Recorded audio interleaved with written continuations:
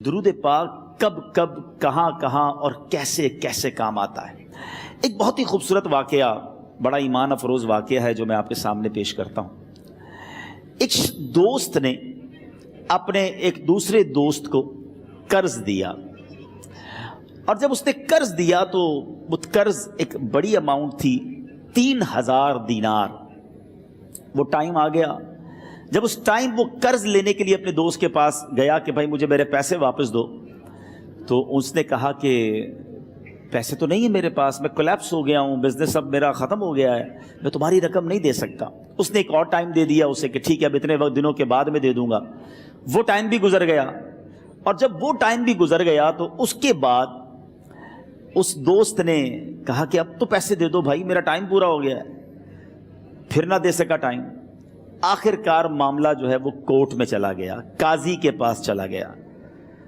اب قاضی نے جس کو پیسے دینے تھے اس کو بلایا اور کہا کہ بھائی آپ کو اس کے پیسے دینے ہیں؟ کہتا ہے ہاں پیسے تو دینے ہیں۔ تو کہا پھر دیتے کیوں نہیں ہو؟ کہا پیسے ہیں ہی نہیں، کاروبار ہی ختم ہو گیا ہے، قرضہ تو لیا تھا، اب میرے پاس بچا ہی کچھ نہیں ہے۔ تو کہا اچھا اب یہ بتاؤ کہ کب دو گے، کیسے دو گے؟ اس نے کہا بس میرے پاس پیسے ہی نہیں ہیں۔ تو کہا اب تمہارے پاس 30 دن کا ٹائم ہے، 30 ڈیز میں یا تو اس کے پیسے لوٹا دو یا 30 دن کے بعد تمہیں قید کر دیا جائے گا۔ یہ شخص اب گھر آیا، پیسے تو تھے نہیں، مگر شاید علماء نے لکھا کتابوں میں، یہ واقعہ کئی بڑی بڑی کتابوں میں لکھا اور درود پاک کے فضائل کی بڑی بڑی کتابوں میں لکھا، اور اس شخص نے سوچا کہ اس نے ایک حدیث پاک پڑھی ہوئی تھی کہ جس میں یہ نبی پاک علیہ الصلوۃ والسلام نے فرمایا ہے، جس کا مضمون ہے کہ جو شخص پریشان ہو، مصیبت زدہ ہو، اسے چاہیے کہ مجھ پر کثرت سے درود پاک پڑھے، کیونکہ درود پڑھنا مصیبتوں اور پریشانیوں کو لے جاتا ہے۔ اب اس عاشق رسول نے سوچا اور تو کچھ ہے نہیں، اب میں درود پاک پڑھنا شروع کرتا ہوں۔ صبح سے لے کر شام تک وہ درود پاک پڑھنے لگ گیا۔ 27 دن گزر گئے، only 3 days left، 3 دن باقی تھے قاضی کے پاس جانے میں۔ 27 دن گزر گئے درود پڑھتے پڑھتے۔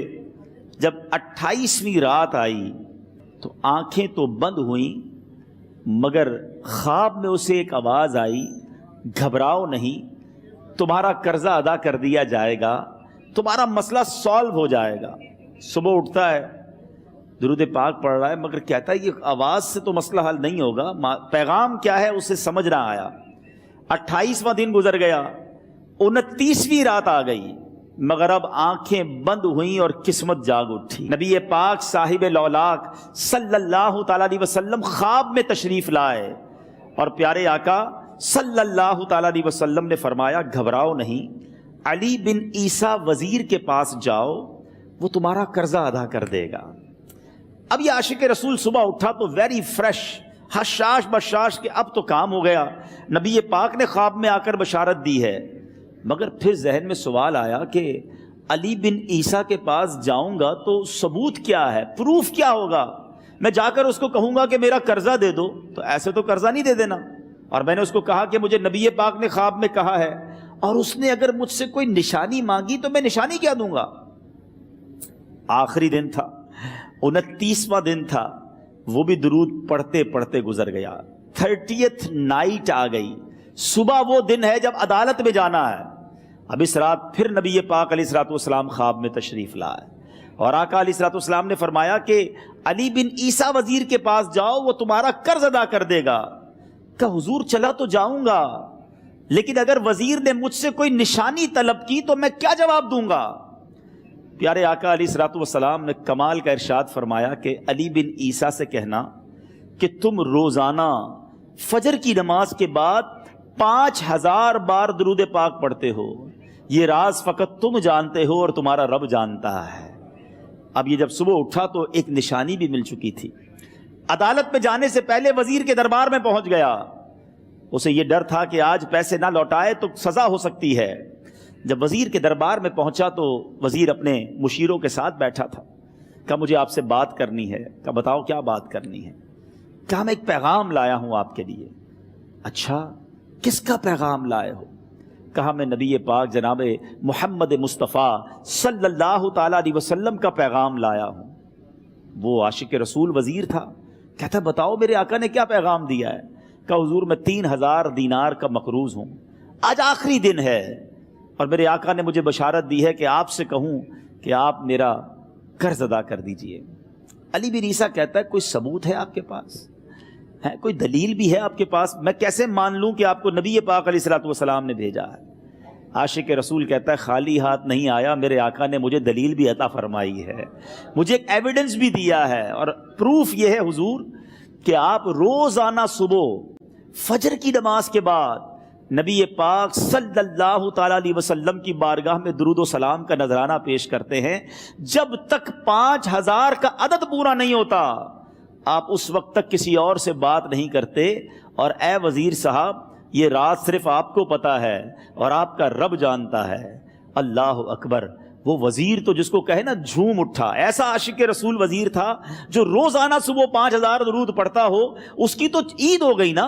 وہ کہتا ہے مرحبا یا رسول اللہ، میرے آقا نے میرے درود قبول کر لیے، اس سے بڑھ کر میرے لیے سعادت کیا ہوگی۔ اب یہ وزیر اپنی سیٹ سے اٹھتا ہے، اپنے کمرے میں جاتا ہے، تھوڑی دیر بعد واپس آ کر اس عاشق رسول کے ہاتھ میں 3000 دینار رکھ کر کہتا ہے حضور پہلے 3000 دینار تو نبی پاک کا حکم کی میں ادب سے بجا لاتا ہوں، میرے آقا نے جو حکم فرمایا یہ 3000 دینار آپ کو پیش کرتا ہوں، حضور ایک اور 3000 دینار لیجئے۔ میرے گھر آپ آئے، اتنی اچھی خبر سنائی، آپ نے قدم رنجا فرمایا، یہ 3000 اس کا نذرانہ ہے، اور ایسا کیجئے 3000 اور لیجئے، اس سے اپنے بچوں کے لیے کچھ چھوٹا موٹا کام شروع کیجئے اور ایک وعدہ کر کے جائیے، آج کے بعد زندگی میں آپ کو جب بھی کوئی کام پڑے میں آپ کا بھائی ہوں، مجھے یہ خدمت کا موقع دیجئے گا۔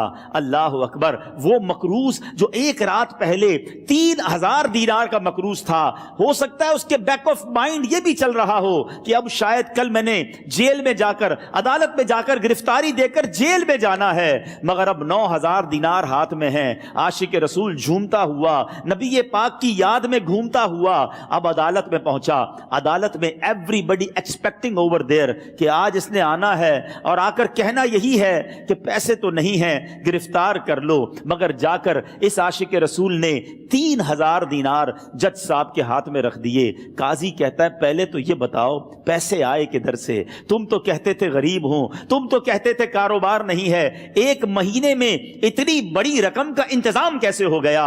سبحان اللہ۔ اس عاشق رسول نے گویا زبان حال سے یہ کہا ہوگا کہ یہ تو کرم ہے ان کا، ورنہ مجھ میں تو ایسی بات نہیں، اتنا دیا سرکار نے مجھ کو، اتنی میری اوقات نہیں۔ اس نے وہ پورا واقعہ بھری عدالت میں سنا دیا۔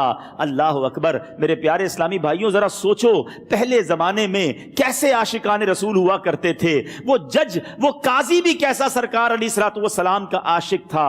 اپنی سیٹ سے اٹھتا ہے، بھرے دربار میں، بھری عدالت میں، وہ اپنے چیمبر میں، اپنے کمرے میں جاتا ہے، اور تھوڑی دیر بعد واپس آ کر اس کے ہاتھ میں بھی 3000 دینار ہیں، اور وہ 3000 دینار جو ہے وہ اس عاشق رسول کے ہاتھ میں رکھتا ہے کہ سارا ثواب علی بن عیسیٰ کیسے لے جائے، میں بھی تو نبی پاک کا غلام ہوں، میں تمہارا قرضہ میں ادا کرتا ہوں۔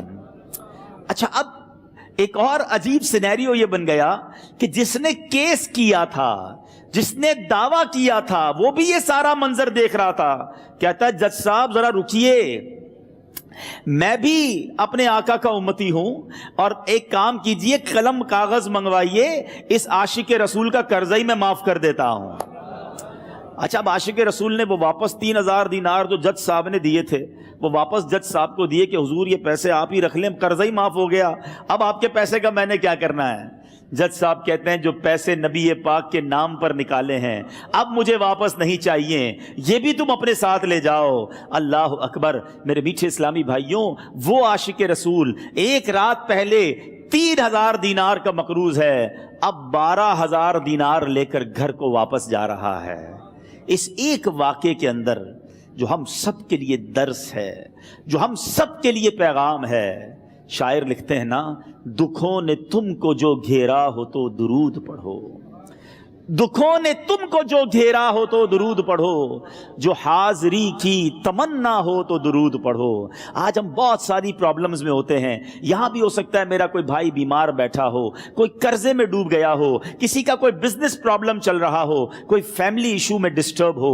आप किसी भी प्रॉब्लम में हैं, खुदा की कसम दुरूद पाक ऐसा वजीफा है। लोग बहुत सारे वज़ाइफ पूछते रहते हैं, बहुत सारे जनाब वज़ाइफ के बारे में मालूमात करते रहते हैं। सच्ची बात यह है, हर दर्द की दवा है सल्ले अला मुहम्मद। हर दर्द की दवा है सल्ले अला मुहम्मद। तावीज़ हर बला है सल्ले अला मुहम्मद। तो खुदारा अपनी ज़िंदगी में दुरूद पाक को शामिल कर लीजिए और आप बिलीव करें, जब आपने कसरत से दुरूद पाक पढ़ने शुरू कर दिए, आप अपनी आंखों से देखेंगे आपके प्रॉब्लम दूर हो रहे हैं, आपकी सेहत अच्छी हो रही है, आपके कर्जे उतरने शुरू हो गए हैं, रोजगार में आपके बरकत होना शुरू हो जाएगी।